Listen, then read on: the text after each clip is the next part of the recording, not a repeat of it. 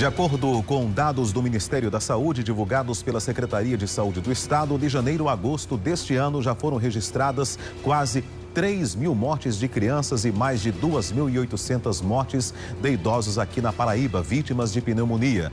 A doença é uma infecção de um ou de ambos os pulmões, especificamente os tecidos pulmonares e seus alvéolos. A pneumonia é uma infecção não contagiosa causada habitualmente por bactérias, mas que também pode ser provocada por vírus ou fungos. Apesar dos números alarmantes de mortes no ano passado, a Unicef, a Agência da ONU para a Infância e outras 5 organizações apontou a situação da doença como uma epidemia esquecida e que torna ainda mais importante nossa atenção para a prevenção e diagnóstico. Quem vai nos ajudar nessa missão aqui no estúdio é o médico pneumologista, o Dr. Sebastião Costa.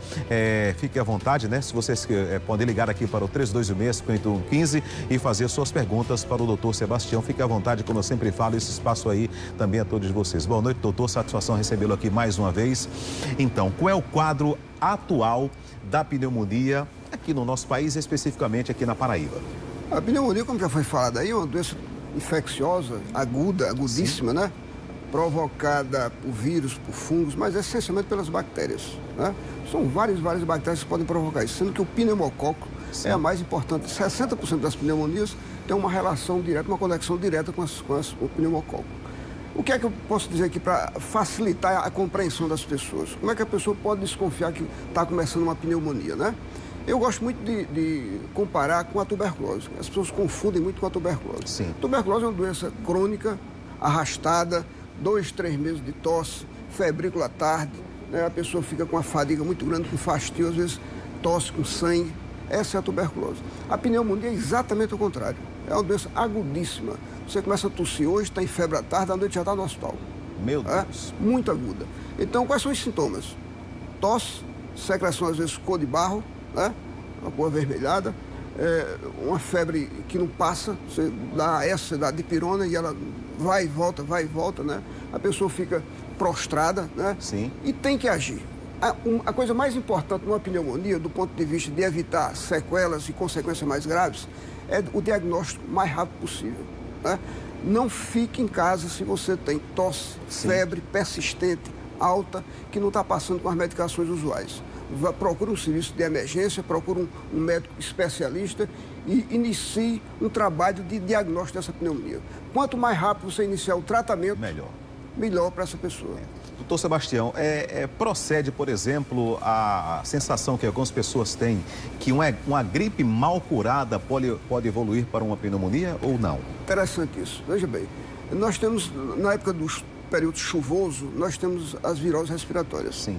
As viroses produzem secreção, produzem necrose de células e baixa a imunidade das pessoas. Esses 3 fatores se conjugam para abrir um espaço imenso para as infecções bacterianas. E aí pode ser uma rinite, pode ser uma rinocinusite, pode ser uma bronquite e pode ser uma pneumonia, né? Sim. Então, se você tem uma virose, como é que eu vou começar a desconfiar que eu estou com infecção bacteriana? A virose tem tempo para chegar e para ir embora. Ela vai sozinha. Ela desaparece espontaneamente, né? 3, 4 dias desaparece a tosse, desaparece a febre. Mas aí, algum tempo depois, essa febre retorna. Ou então a secreção que era clarinha começa a ficar escura e esverdeada. Isso é o primeiro sinal de uma infecção bacteriana. É preciso voltar para o seu médico, para o seu especialista, para fazer uma análise, uma avaliação e ver se há necessidade de entrar com antibiótico. Quanto mais cedo, melhor. Por quê? Porque se essa infecção persistir, uma bronquite pode evoluir para uma pneumonia, que é bem mais grave do que a bronquite. Doutor Sebastião, a dona Dirce do Alto do Mateus pergunta, né, se dor no peito é sinal de pneumonia. Ela está sentindo muita dor no peito, né, tosses aí intensas, e ela pergunta se pode ser sinal de pneumonia. A pneumonia é um conjunto de sintomas. Dor no peito isoladamente, você jamais pode pensar que é uma pneumonia. Você precisa ter, além da dor no peito, aquilo que eu falei, a tosse, a secreção escura, amarelada, né, e principalmente a febre. A febre alta, persistente, que não reduz, não regride com a medicação usual que a gente usa para febre. O seu Carlos Antônio de Mamanguape, né, ele pergunta o seguinte: se toda pneumonia deve ser tratada com internamento em hospital. Ele disse que a sobrinha dele, né, foi diagnosticada com pneumonia e está internada, e ela quer saber se realmente é assim mesmo, se ela pode ser tratada em casa. Absolutamente. Aliás, ela foi mandada para casa. Ah, tá. Sim. Existem as pneumonias mais leves e outras mais graves, né? Se a pneumonia dupla, que pega os dois pulmões, né? Muito agressivo. Isso tem muito a ver também com a idade e com o sistema imunológico da pessoa. Por exemplo, as pneumonias ocorrem mais até os 2 anos de idade. Depois dá uma aliviadazinha, depois de 60 anos de idade. Por quê? Porque aquelas pessoas menores de 2 anos e acima de 60 têm um sistema imunitário mais baixo, né? Então, quando ela, além dela chegar mais fácil, ela chega com mais violência, mais grave. E essas pessoas, sim, precisam ser internadas, né? Certo. Mas no nosso consultório, a gente pega muita pneumonia lá, trata em casa sem problema nenhum. Sem problema nenhum. Doutor Sebastião, por exemplo, quais são os fatores ambientais que são propensos a uma pessoa contrair pneumonia? Na verdade, não existe, assim, fatores ambientais que produzem pneumonia. Não existe isso, não. Existe a capacidade, a imunidade da pessoa, né?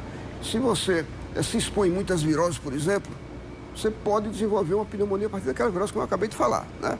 Mas, assim, as alergias, por exemplo, a gente sabe que a poeira, né, o mofo, né, os ácaros produzem muita alergia respiratória. Mas as infecções não têm relação com o ambiente, não. Entendi. O seu Josenildo de Campina Grande, doutor Sebastião, está no ar e quer fazer uma pergunta. Boa noite, Josenildo. Fica à vontade. Boa noite. Doutor, boa noite. Eu queria saber, doutor, que todo dia de manhã eu espirro, todo dia de manhã. Aí eu queria saber se é gripe, começo de gripe ou é pneumonia. Todo dia de manhã. Ele está dizendo que todo dia de manhã ele espirra muito. Ele quer saber se isso é gripe, se é uma pneumonia, uma tuberculose. Ele espirra assim frequentemente todo dia pela manhã. Não tem relação com pneumonia nenhuma aí, né? Isso é uma rinite alérgica, não tem nem o que saber. Ele deve ter, além do espirro, deve ter coceira nesse nariz, né?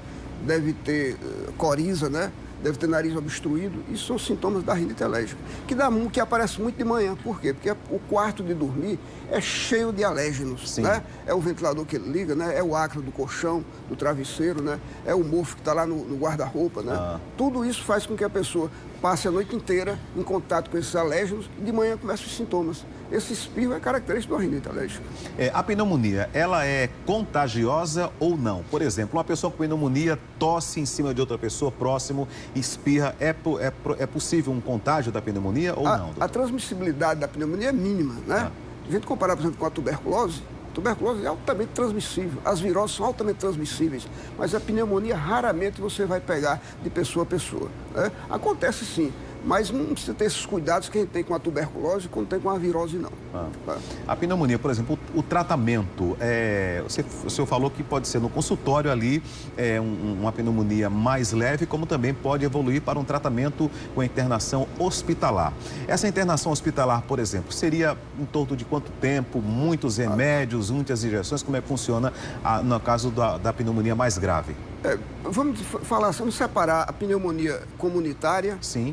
E a pneumonia adquirida no hospital. São duas um pouquinho diferentes. Porque as pneumonias adquiridas no hospital são mais graves, mais agressivas, mais difíceis de tratar, né? A pneumonia adquirida na comunidade, 7 dias a pessoa está curada. A gente só faz 7 dias de antibiótico. Se é uma pneumonia adquirida no hospital, aí a gente já vai pensar em fazer 14 dias de antibiótico, né? Mas geralmente, quase sempre, elas regridem assim, com antibiótico e a pessoa fica totalmente curada. Eu gosto muito de falar, sabe, João, é o seguinte, as pessoas confundem muito tuberculose com pneumonia, que eu já falei, né? A tuberculose, ela é não só mais grave, como ela deixa muito mais sequelas. Por quê? Porque a tuberculose come o pulmão, arranca pedaço do pulmão.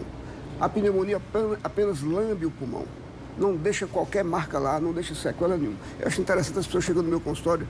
Doutor Sebastião, eu tive pneumonia quando eu tinha 5 anos de idade. Sebastião, eu tive 3 pneumonias. Não tem nada a ver. Aquilo que ele tem hoje, aquela pneumonia não tem relação nenhuma. Agora, uma pessoa, por exemplo, que tem uma tuberculose, o diagnóstico é feito tardiamente, começa o tratamento tardiamente, aquela pessoa vai ficar com a sequela pro resto da vida. Às vezes, quando pega os 2 pulmões, essa pessoa sobe uma ladeirinha e já está cansada. Sim. Ok. Doutor Sebastião, muito obrigado pela sua presença aqui. Mais uma vez, o nosso programa bastante esclarecedor. Pena que o nosso tempo é muito resumido e a gente não tem condições de explorar ainda mais, mas certamente o senhor será mais uma vez convidado a voltar aqui e trazer mais informações aí da área respiratória. Muito obrigado pela sua presença e até uma próxima oportunidade, se Deus quiser. Eu que agradeço, Omar.